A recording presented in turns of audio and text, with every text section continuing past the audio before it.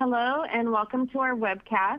I'm Amy Pendergrass with Moss Adams, and I'm going to get us started for today's session, 2025 Insights, Trends, and Outlook. We're pleased that you've joined us today, and now I'm going to play our housekeeping video.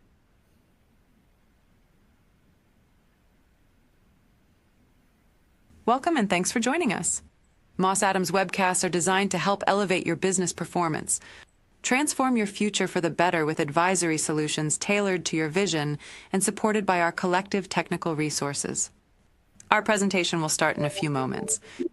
Before we begin, here are a few things to keep in mind.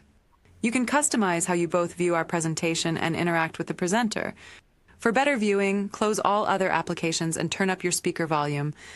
You can also adjust window size and placement or enter full screen mode using the controls at the top of the window or dragging the bottom right-hand corner to resize. At the bottom of your screen, you'll see a series of icons, each relating to a different aspect of our session. You can download a PDF copy of today's slides from the slide deck and handouts widget. You can ask our presenter questions during the webcast by typing a question in the Q&A window and clicking Submit. We'll do our best to answer all questions during the presentation or follow up via email. If you experience technical difficulty during today's presentation, refresh your browser by hitting the F5 key. As a reminder, the presentation you're about to see is not legal, investment, or accounting advice. We encourage you to seek the counsel of a professional service provider to apply this content to your specific circumstances. All right, and now that we have our housekeeping items out of the way, I'm going to hand it over to Shawn Jensen, partner here at Moss Adams, to get us started. Shawn? All right, thank you, Amy, and thank you everyone for joining us. Before we get started, I did want to acknowledge the big news that we dropped yesterday, big Moss Adams news anyway. Moss Adams will be joining forces with Baker Tilly. That merger will be effective early June. This will be the start of a new firm that will really bring a lot of extra value and services as we'll be focused on the middle market. Really excited about it. And if you want to hear a little bit more about it, I don't want to absorb the webcast with that, but there's a link on our website that I think Amy will post down here if she gets a chance. You can click on that and get a little bit more information about the webcast. And now that we've got that out of the way, let's go ahead and start the webcast. So as far as Expo West, I don't know how many of you attended Expo West, but it's one of my favorite shows every year. Not only is it great to see all the new innovative products and get to see all the new clients that are popping up, but just a great overall networking event. The whole ecosystem is just pretty fantastic. I think there was about 3,200 actual exhibitors, and of those, about 600 of them were new. So it's pretty cool to see the innovation and new companies kind of getting excited about there. This year they had a couple of new halls as well that I thought was pretty interesting. The fresh ideas. I don't know how many of you got to get into that tent and see all the new innovative products that are coming out. A lot of cool stuff. A lot of cool stuff. I think as far as some of the trends that I seen is and maybe near and dear to my heart, I'm a big protein guy. I like the whole fitness. I don't know if it's a trend or a fad, but I think it's trending. From a protein, seeing protein in everything these days. There's protein in our flours, in our oats, granola, adding a lot of protein to the drinks these days. I just seen, everything that's getting labeled. All it shows the big number of protein grams, 20 grams of protein, 28 grams of protein. So seeing a lot of protein out there. One of the interesting things was meat and dairy, kind of on a comeback. That seemed to be kind of trending down a little bit. At the show, seeing a lot of beef jerky and jerky sticks. I even seen, I believe it was New Primal. They had, even beef jerky sticks more targeted towards kids and kids' lunches. There was like, chicken maple, chicken apple, a pizza flavored beef stick, which was kind of interesting, but kind of sitting all around. So not just for adults, but looking at kids as well. So.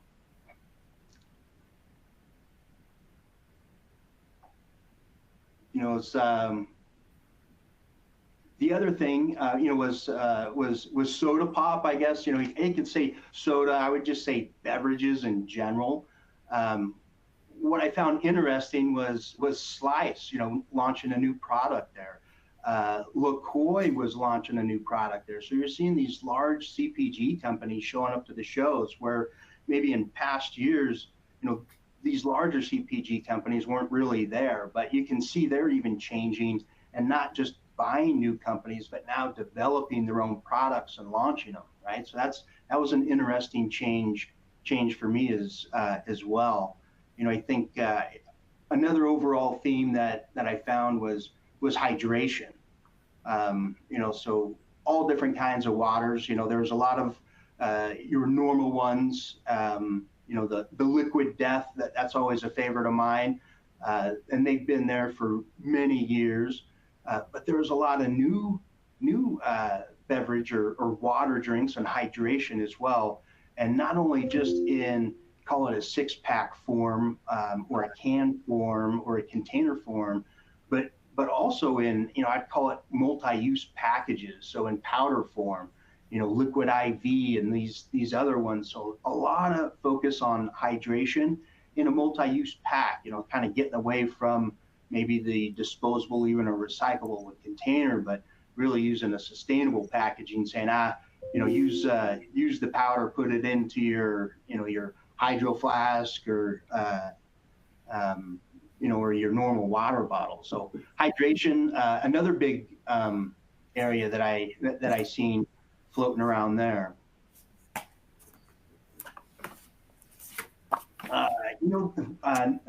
Another thing was the regenerative organic certified. I think this is just the start of it. It's been around for a little while, but it's been pretty, I'd say pretty quiet. But that's starting to gain momentum too. And I've seen this even in a lot of the beef and dairy products, where it's really about sustainable farming, which is exciting to see. Low, hormones or anything of this nature, and it's really focused more on the farming aspect of it than the actual product itself. It's more where it's coming from. The other key thing, I've seen this in packaging as well, more sustainable or regenerative packaging, a lot more paper or compostable packaging, which was great to see as well. But I do see as a trend going forward that the regenerative organic type products, I think that's going to catch some momentum. I think we're just getting the start of it. Maybe over the next couple of years, we'll hit that point of inflection, and it'll get more widespread. I think one of the notable ones that I've seen out there was Patagonia Provisions, really pushing on that, and that's a large CPG company getting into the food space, and really pushing the regenerative organic certified products, which I think is pretty cool and pretty phenomenal. So one of the other trends there. Sauces, everybody, who doesn't like a good sauce? All kinds of sauces out there. What I think is, from the interesting on the sauces side, getting more of an international flavor and a palette out there. A lot of the sauces bringing more of, whether it's Indian, Japanese, the Bashan's sauce is just killing it. I love that sauce. And they've been doing great. I'm seeing them around more and more, and looking forward to any new products that they're going to put out in the future. But I think they've done a real good job as well. But In the realm of the sauces, really just an international flavor palette, which I really enjoy. If you're kind of a foodie, kind of gives you a broader breadth of what's out there. So looking forward to seeing more flavors come out. You know, during the show probably wasn't as expected, but definitely having some current concerns, and then we're kind of getting this whiplash through tariffs. This is through 2025, projecting out tariffs this is going to be an issue for a lot of companies. Whether you're either home USA, sustained sourced, or whether you're international sourced. This is going to play a little bit of havoc, and it's not going to be just direct. You're going to see a lot of indirect consequences from the tariffs. It'll be interesting. We kind of getting a whipsaw through. They're on, they're off, they're high, they're lower, they're delayed. This is kind of given a lot of companies some pause for growth, right? Where they want to growth, where they want to source from. This is creating a pretty significant impact, even on the logistics companies that are moving the product. The different regulations on them now that they have to have the paperwork and be able to trace this, right? This isn't just about the food companies and actual paying the tariffs, but somebody's got to monitor this, and somebody's got to process all this information. So it's going to play a little bit of havoc. I could see this even slowing down on the distribution and logistics side as they get their arms around this and having to dot more I's and cross more T's as product enters the U.S. I think overall, when we do have tariffs, there's going to be winners and losers on both ends, right? If you're homegrown sourcing, this is probably an opportunity for you. If you're sourcing from outside the U.S. or from China, this is probably a little bit more strenuous on you. Everybody's looking for, a second or a third option, kind of diversifying their supply sources. If they haven't now, they're really thinking about it now, and it's not just a plan or we should, it's a no, we have to. So more to come on the tariffs, I think. That'll be a big issue as we get through 2025 to see where this pans out over the next, I'll call it 90, 120 days, and then we'll see kind of where the direction's going. I think we're probably going to bounce around a little bit before we kind of get a good lead of where this is going. So as far as innovation, I did talk about the Fresh Ideas tent at Expo West, which was pretty cool.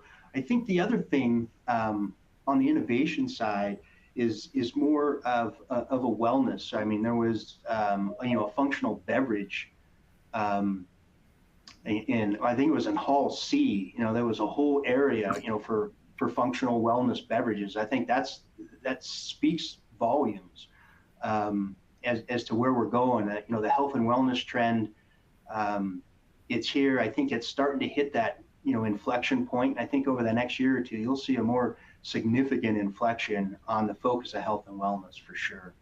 And along with that, the innovative ideas that are coming through, the different flavors, right? It's not just your typical flavors anymore.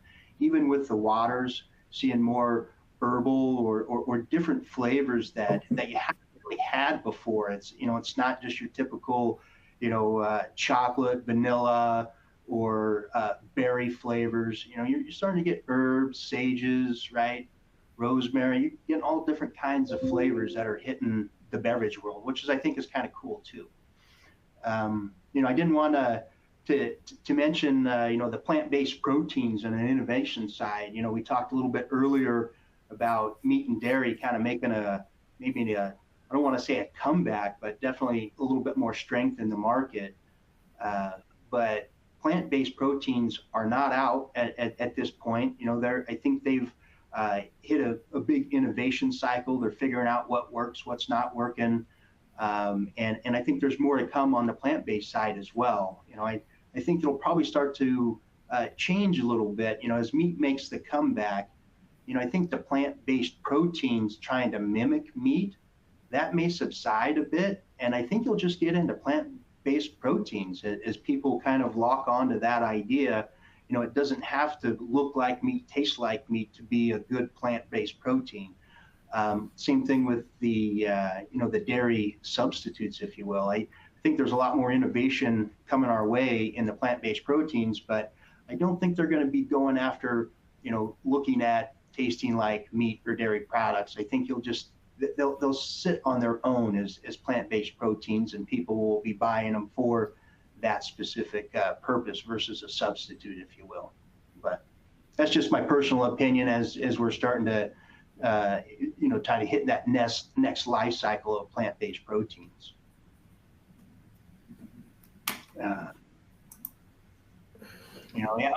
We did talk about, a lot of the different flavors. What I did find, there was, it's called gut nuts. So not only was there a trend there of, gut health with the health and wellness side, the gut health, but, there was a company, it was gut nuts. So it was fermented nuts, right? Fermented almonds, fermented cashews, and peanuts, which, in my palate, I'm going, savory nut. I've had a few of those, right? And until I tried it, and I went, oh my gosh, right? It was definitely a unique flavor. And I was like, I had a small handful of them, and I had to go back for seconds just as I was standing there. I'm like, all right, I wasn't expecting that I would be caught by this flavor, but it definitely sucked me in. So now I'm looking for them in the convenience store. I think, some of the other things that, that we're seeing too is the non-alcoholic beverages. I thought that was pretty interesting. We've seen this as far as alcohol kind of on the downtick a little bit. It's probably getting more, I would say, hype and press release than the actual decline in consumption, but definitely there's a decline in consumption. And as what you're finding is these non-alcoholic beverages are starting to fill that gap and fill that void. It's been interesting, even out with friends. Sometimes there's a rotation. If we're out at a cocktail hour or a bar at a happy hour, I'll see somebody grab an alcoholic cocktail, and the next one they get would be a non-alcoholic cocktail, and then they may go back to an alcoholic cocktail. So it's not an either or. It's like it's being woven in. So it's not like these non-alcoholic beverages are going after people that aren't drinking alcohol or non-alcoholic drinkers. It's everybody that just doesn't want to consume as much alcohol. So, I think there's a big market space there for that. And as these next generation, and that's where the downtick in the drinking is coming from, I think there's a lot of headway for companies in the non-alcoholic beverage sector for sure. All right. Well, I guess I think I've taken up time. Pete, hopefully I've given you enough time to cover some of your supply chain risk management. Absolutely, Shawn. Thank you so much, and appreciate all your comments. I was actually taking copious notes because there's quite a bit of interaction between supply chain and like regen organic certification. So thank you so much, Shawn. Appreciate it. So Pete Picetti, I'm with Heffernan, and I'm going to talk about supply chain risk management. When we look at supply chain risk management, we've got some very specific people baked into supply chain risk management. This slide is a good slide, but I'm going to just jump ahead here and talk about it from 30,000 feet. When you think about the flow of supply chain, you start with stakeholders, you got sales, product, and development. Shawn really hit on big chunks of that when you talk about regenerative organics.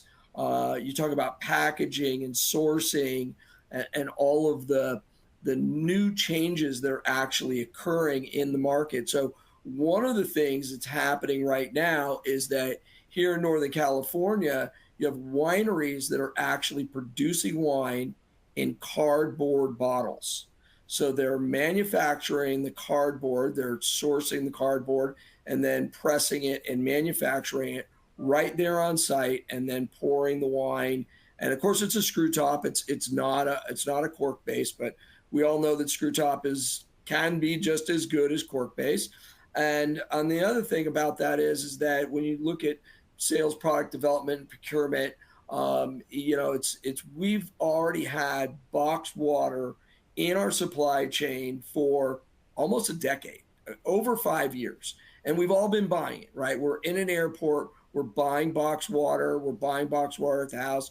We know that reusable plastic bottles are not good for ourselves, not good for consumption, and clearly not good for the environment. So all of that is being considered when we look at supply chain and what's happening in supply chain.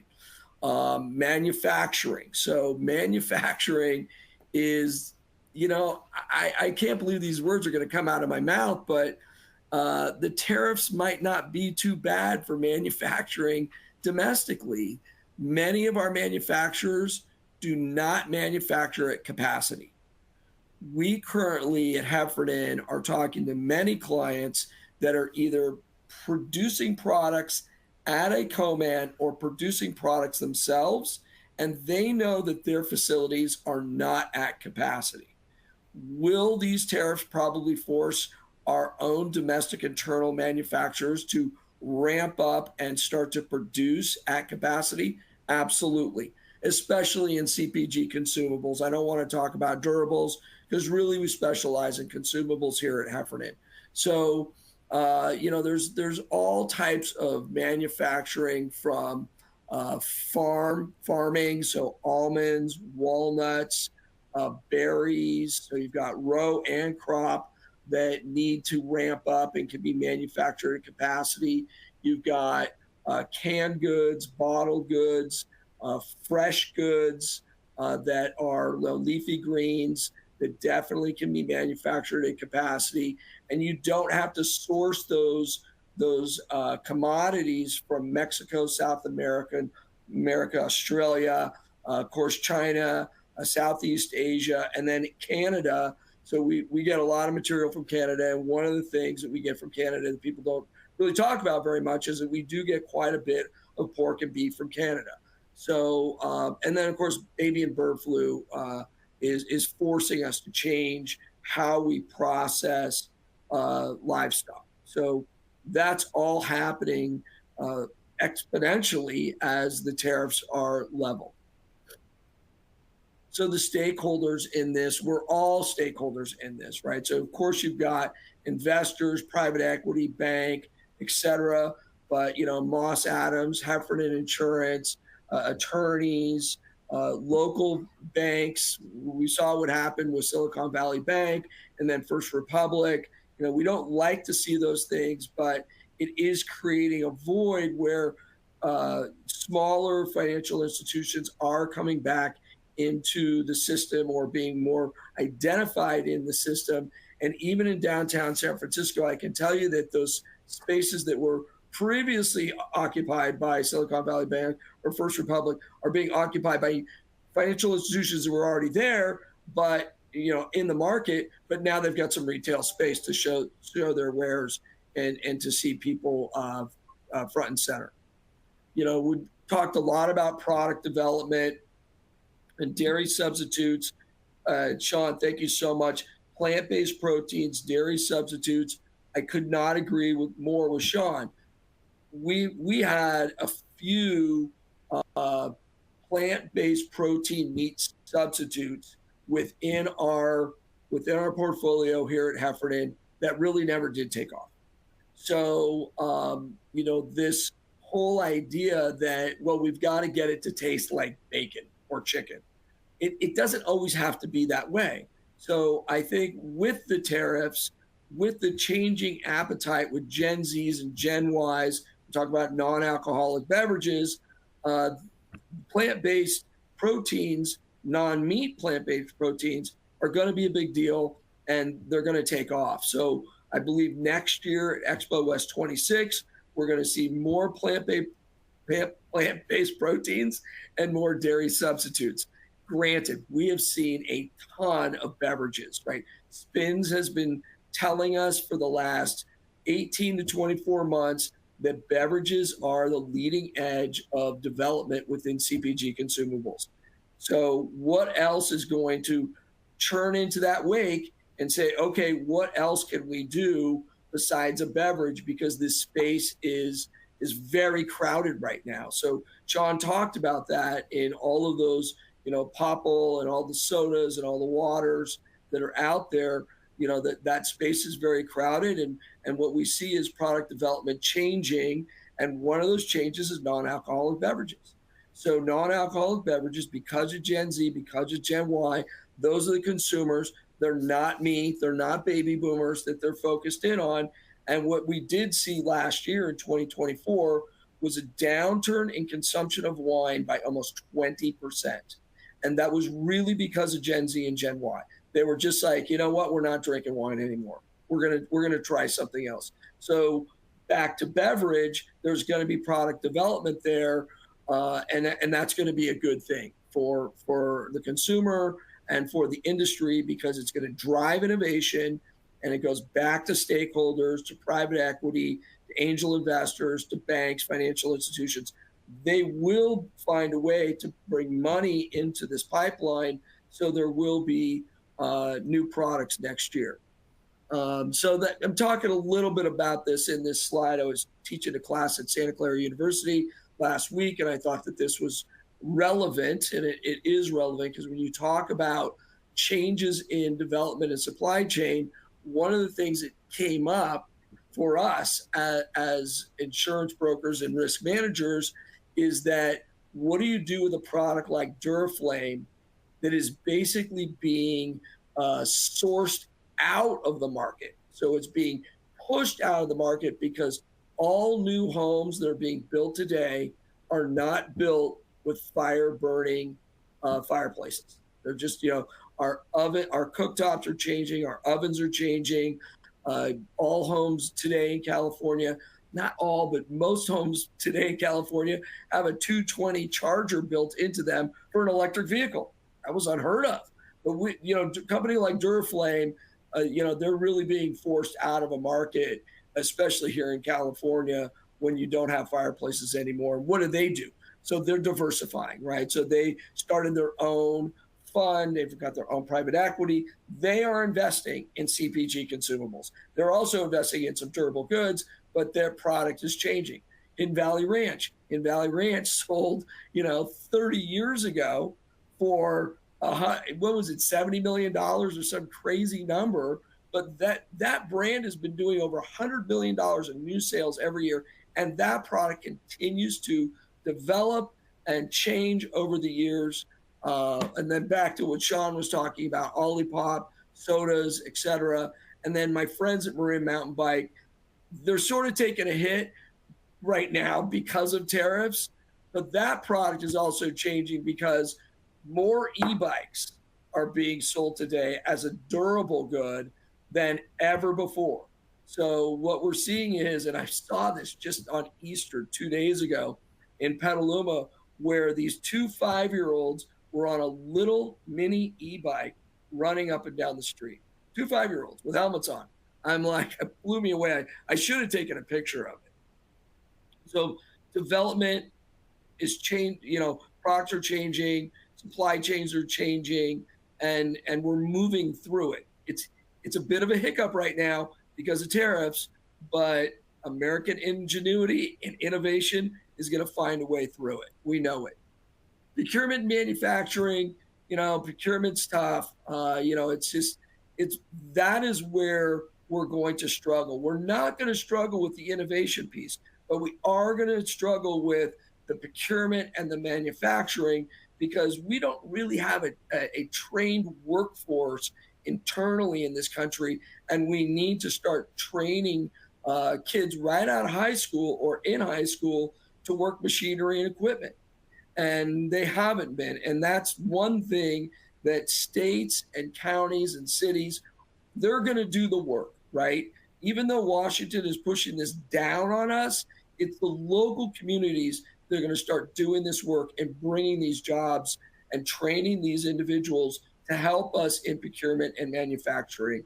One thing I did hear this morning, sadly so, in the city of Oakland, is that they are already seeing a downturn in the number of containers that are coming across from China, and that's going to hurt for a little bit, but we're going to pick up the slack. So that's happening exponentially and organically.